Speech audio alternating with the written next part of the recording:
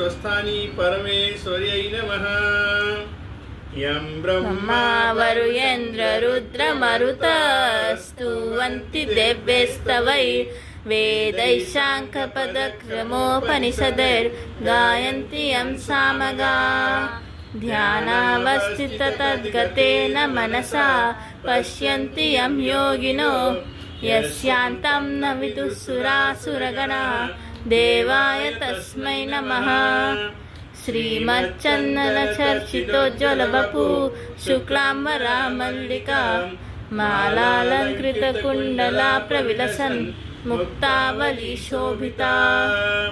सर्वज्ञाननिधानपुस्तकधरी रुद्राक्षमालाधरी वाग्देवी वदनाम्बुजे वसतु मे त्रैलोक्यमाता चिरम्।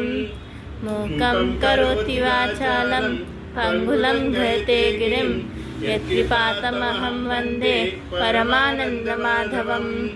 नमो भगवते तस्मै व्यासायामृततेजसे यस्य प्रसादं गच्छामि नारायणकथामृतम्।